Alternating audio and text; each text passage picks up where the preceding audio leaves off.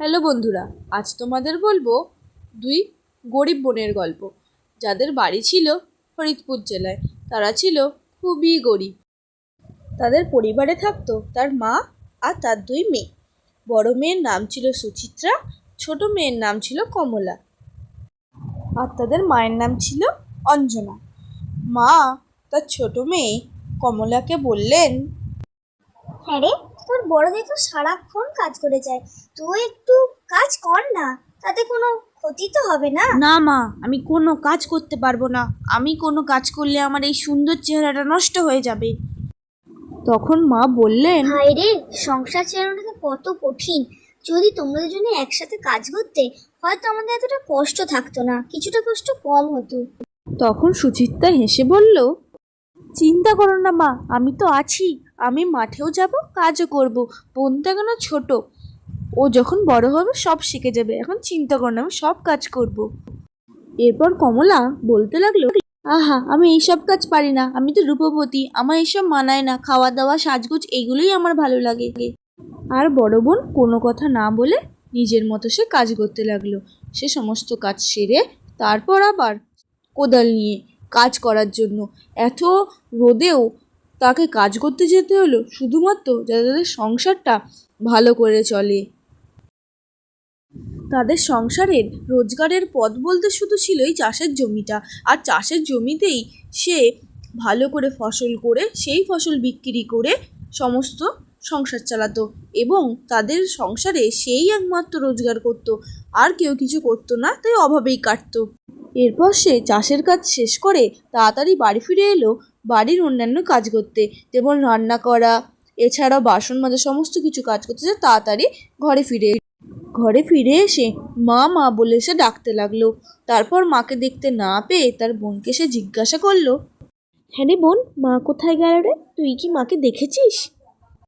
কেন রে, তুই মাকে গিয়ে খুঁজে নে না, আমাকে কেন জিজ্ঞাসা করছিস? আমি কি মা কোথায় গেছে জেনে বসে আছি নাকি? যা না, তোর পা দুটো দিয়ে হেঁটে যা না, গিয়ে দেখ না মা কোথায় আছে। এরপর বড় মেয়ে সুচিত্রা তার বোনকে কিছু না বলেই সে চলে গেল তার মাকে খুঁজতে, এবং সে গিয়ে দেখলো তার মা এত কষ্টের মধ্যেও বসে রান্না করছে।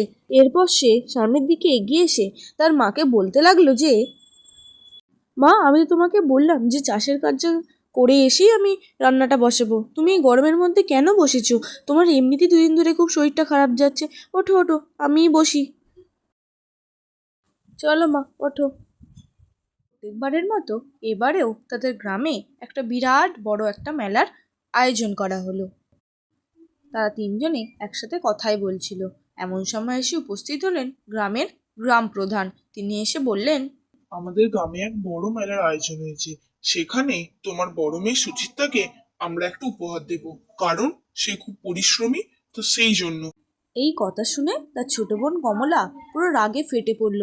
আমি এত সুন্দরী, আমাকে সবাই কোথায় পুরস্কার দেবে? তা না ওই মেয়েটাকে পুরস্কার দিচ্ছে।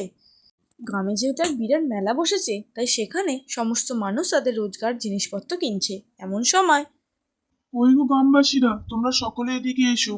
তোমাদের একটা গুরুত্বপূর্ণ কথা বলবো, এবং আমাদের গ্রামে সবচেয়ে পরিশ্রমী মেয়েকে আমরা পুরস্কার দেব। ইতিমধ্যেই এসে উপস্থিত হলো সুচিত্রা, এবং সে বলল, আপনি কি আমায় ডেকেছিলেন? তো বলুন, কি বলবেন বলেছিলেন আমাদের বাড়িতে গিয়ে বলুন। জমিদার বাবু, আপনি যে আমাকে এই পুরস্কারের যোগ্য মনে করেছেন, এটাই অনেক। আমি গরিব হওয়া সত্ত্বেও সকলে আমাকে এত ভালোবাসে।